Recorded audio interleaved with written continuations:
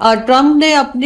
खुद अपनी ही कंट्री में भी बहुत से ऐसे लोग नाराज कर लिए हैं जिनको कि ट्रम्प की पॉलिसीज या ट्रम्प का इस तरह से मुख्तलिफ या डिफरेंट हम्म। कंट्रीज के साथ जो लड़ाई चल रही है वो पसंद नहीं आ रही है। तो अब ये कहना कि नहीं ईरान ऐसा करो, ईरान को ऐसा करने की मुझे नहीं लगता कि कोई खास जरूरत है, इसलिए कि उसने जिस तरीके से ट्रम्प को एक्सपोज कर दिया है या ट्रम्प को टफ टाइम दे दिया है, तो उसके बाद ऐसा करते हुए दिखाई नहीं दे रहे, और ना ही व्हाइट हाउस की तरफ से ऐसा कोई स्टेटमेंट आया है। नहीं, इस मामले में घटना में नहीं आया है, लेकिन जिस तरह से लगातार ट्रंप को टारगेट किया जा रहा है आरजू, तो यही सवाल उठता है कि भाई उनकी बेटी इवांका ट्रंप को भी जिस तरह से थ्रेट की गई, उनके घर का पूरा नक्शा जो है शख्स के पास से बरामद होता है, उसका पूरा जो लीनेज है वो पता चलता है, तो ट्रंप के परिवार को जैसे टारगेट किया जा रहा है, जाहिर सी बात है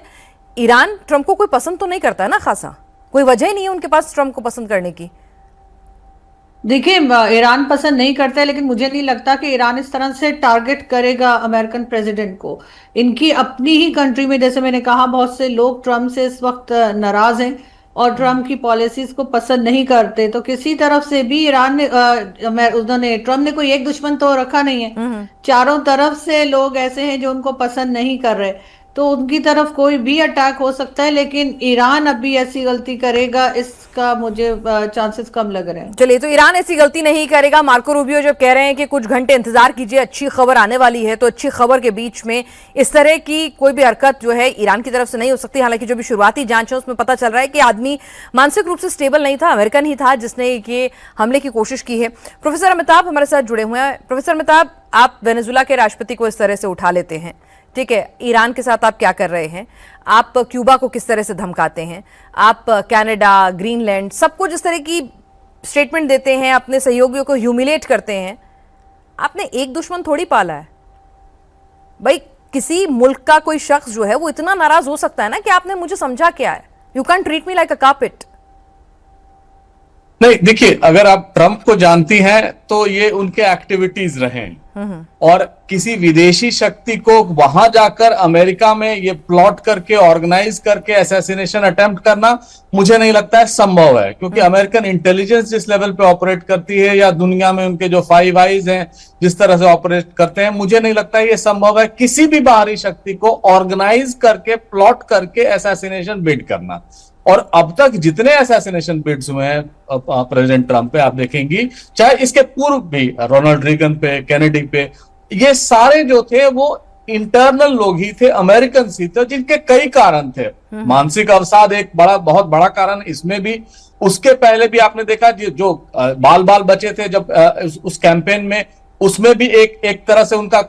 ये आइडियोलॉजिकली वो डिफरेंट थे। लेकिन इस समय हम देख रहे हैं कि अमेरिका में वायलेंट एक्टिविटीज बढ़ गई, खासकर असैसिनेशन बिड। जैसे चार्ली कर्क का इंसिडेंट आपने सुना होगा, कंजर्वेटिव था वो, प्रेसिडेंट ट्रंप के इलेक्शन कैंपेन में बहुत काम कर रहा था, आइडियोलॉजिकली वो कंजर्वेटिव्स को, रिपब्लिकन्स को काफी मोबिलाइज कर रहा था।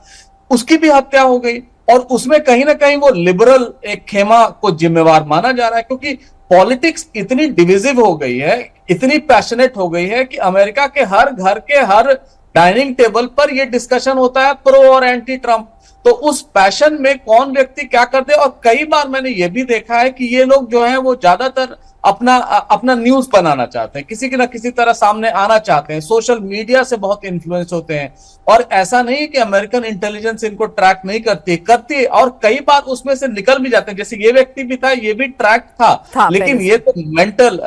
एक मेंटल केस है या डिप्रेशन का शिकार था, जिसके चलते हुआ है। अमेरिका में गन कल्चर, जिसको संजय मेस्टन साहब ने बहुत अच्छी से डिस्क्राइब किया, गन कल्चर भी बहुत रिस्पॉन्सिबल है। कोई भी एक ऑर्डिनरी आदमी, खासकर ज्यादातर स्टेट्स में जिसके ऊपर केस नहीं है इंडिविजुअल पे, वो एक गन खरीद सकता है, और वो चले राष्ट्रपति भवन के, उनके जो व्हाइट हाउस के, उसके चारों तरफ कहीं भी फायरिंग कर दे तो ऐसा लगता है जैसे वो प्रेसिडेंट ट्रंप पर ही अटैक। जाहिर है उतने हाई सिक्योरिटी ऑर्गेनाइजेशन में या एक एनफोर्समेंट जहां हो वहां पर वो अटैक करे तो वो लगता है कि ऐसा हो। और ऐसा ही नहीं, आपने देखा भी है अमेरिकन कांग्रेस में, जब राष्ट्रपति ट्रंप के सपोर्टर्स कांग्रेस के अंदर घुस गए थे, उनके सेनेट कांग्रेस के अंदर वहां जाके बंदूक के लाठियां लेके जो घुसे थे, तो ये देखकर ये भी लग रहा है कि अमेरिका की जो पॉलिटिक्स है वो वायलेंस की तरफ बढ़ रही है। ऑर्गेनाइज्ड वायलेंस, टेररिस्ट वायलेंस, ये अभी मैनिफेस्ट नहीं हो रहा है, लेकिन जो जितनी कैपेबिलिटी है अमेरिकन स्टेट की उसको रोकने की, उससे ज्यादा इफेक्टिव अब जो है वो उन पर गन कल्चर हावी हो रहा है। और कोई भी इंडिविजुअल अपनी पब्लिसिटी के लिए ये करने के लिए तुरंत तैयार हो जाता है। लेकिन अमेरिका में ये भी है कि डिवाइसिव पॉलिटिक्स बहुत इस समय रिस्पॉन्सिबल है ये जो सारे वायलेंट एक्टिविटीज हो रहे हैं। और अमेरिकन प्रेसिडेंट जिस तरह से बोलते हैं, अपने आप को प्रोजेक्ट करते हैं, सोशल मीडिया में दिखाते हैं, जो एग्रेशन दिखाते हैं, वो भी एग्रेशन जो है कहीं ना कहीं उस व्यक्ति को अफेक्ट करता है या पूरे जनमानस को अफेक्ट करता है। जब वो कहते हैं कि प्रेसिडेंट की तरह से बुली की तरह से बिहेव करेंगे और बुली करेंगे तो कहीं ना कहीं उसके रिपरकशन तो आपको झेलने भी पड़ेंगे।